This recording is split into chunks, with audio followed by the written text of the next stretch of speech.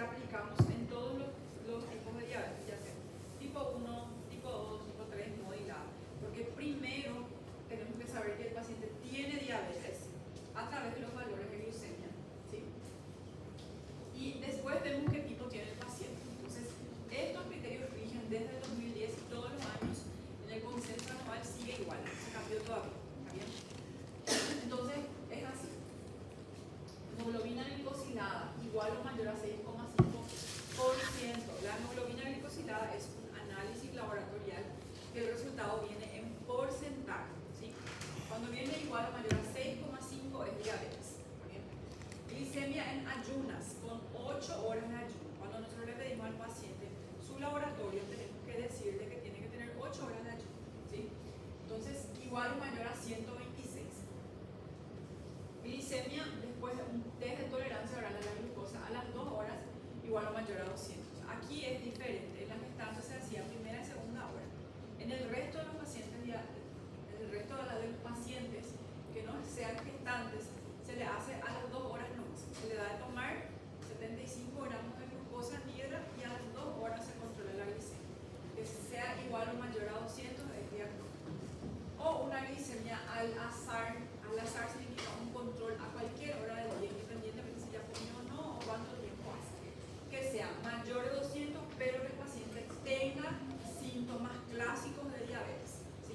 Por ejemplo, el paciente viene a consultar por primera vez y le dice: yo tomo mucha agua, estoy orinando mucho, me siento cansado, perdí peso, y ustedes ahí le hacen el control de la glicemia con el glicómetro y están en 300. Ya saben que ese paciente es diabético, ¿está bien? Con síntomas.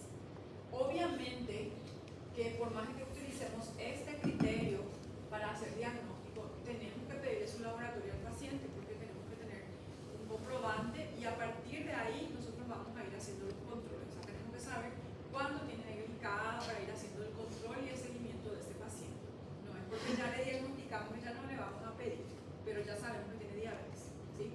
Entonces, estos son los 4 criterios de diagnóstico. Con uno de ellos, igual que la gestante alterada, ya se hace diagnóstico, ¿está bien? Y es eso. Hay valores intermedios entre lo normal y los criterios de diagnóstico de diabetes, ¿sí? Esos valores intermedios consideramos que el paciente está en prediabetes, ¿sí? Existe un diagnóstico. ¿Por qué? Porque para hacer diabetes, la glicemia en ayunas tiene que ser mayor a 126, pero el normal es hasta 99, menos de 100, ni siquiera decir que hasta 99, ¿sí? Entonces, entre 100 y 125 está alterada ya la glicemia basal. No es normal, pero tampoco reúne criterios. Entonces, estamos hablando de una glicemia basal que se refiere a la glicemia en ayunas alterada, ¿sí? Eso significa ese término, glicemia basal alterada. No está normal, pero no llega al rango de diabetes y encaja como prediabetes. Lo mismo vale para los pacientes que se hacen su test de tolerancia oral, TTGO, que a las 2 horas es mayor a 200, o que el paciente tenga una glicemia al azar mayor a 200. Con síntomas se hace diagnóstico. El normal es menor a 140, ¿está bien? O sea que si nosotros que no somos diabéticos consumimos algo y nos controlamos nuestra glicemia a las 2 horas, 130, 128, 135 es normal. Hasta menos de 140 es normal si se consumió algo, ¿sí?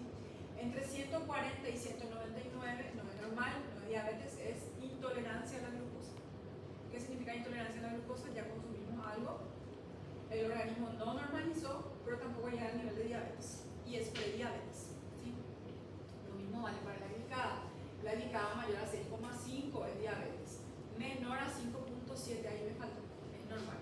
Entre 5,7 y 6,4 es prediabetes, ¿sí? Entonces, si el paciente reúne estos 3 criterios o uno de los 3 criterios, ya se considera también como prediabetes. Es el momento de intervenir enérgicamente, que el paciente baje de peso, haga actividad física, corrija su alimentación para poder normalizar otra vez.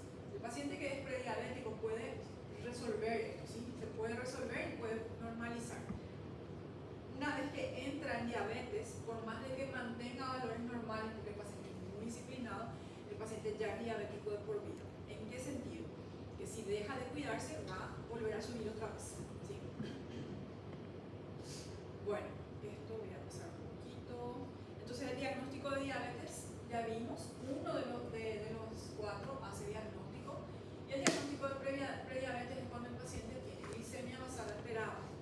¿Cuánto era el valor? 100 y 125, ¿sí? Porque mayor a 126 es diabetes. Intolerancia a la glucosa, entre 140 y 199, con una glicemia al azar o un test de tolerancia oral. Mayor a 200 era diagnóstico, ¿sí? Y la glicada entre 5.7 y 6.4, porque mayor a 6.5 es diabetes, ¿sí? Tenemos que manejar todos esos valores, ¿sí? Bueno, después también tenemos los valores del objetivo glucémico, igual que en la gestante.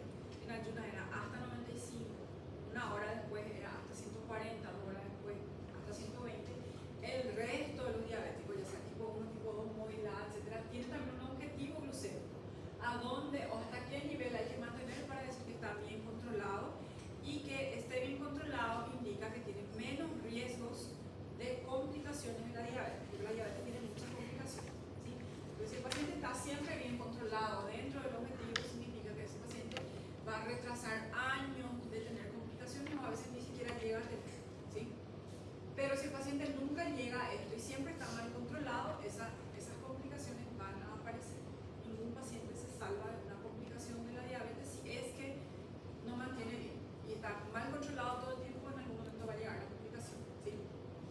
Entonces ahí la glicemia basal, que sería la glicemia en ayunas, el diabético debe mantener entre 80 y 130 para decir bien, ¿sí? Ven que son valores diferentes a los criterios diagnósticos. Entonces, son valores. Glicemias 2 horas postprandial igual o menor a 180. Acá tampoco es necesario hacer un TTG al paciente. El autocontrol glucémico es importante, que el paciente se controle en ayunas y se controle 2 horas después de alguna comida y llevar un registro, ¿sí? Que la glicada esté igual o menor a 6,5.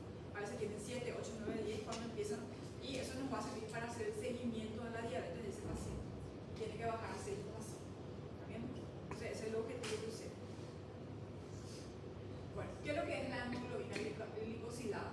La hemoglobina glicosilada son una hemoglobina, una proteína que está dentro del eritrocito, que se une a la glucosa, a la hiperglucemia de la sangre. Solamente que esa hemoglobina, que es de tipo A1C, al unirse con la glucosa, la unión es irreversible. ¿Qué significa? Hasta que termine el tiempo de vida media de ese eritrocito, esa glucosa va a permanecer unida.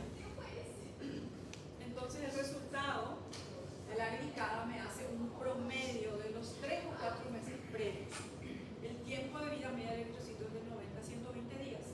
Entonces me hace un promedio. Entonces no tiene sentido pedirle a mi paciente su glicada cada mes, se le pide cada 3 meses para ir viendo cómo va bajando o subiendo en algunos casos, cuando no cumple el paciente su tratamiento. Y el resultado viene en porcentaje, ¿sí? Y hace un promedio de la glicemia. Cuanto más alta, más hiperglucémico anda el paciente. Estos valores promedios son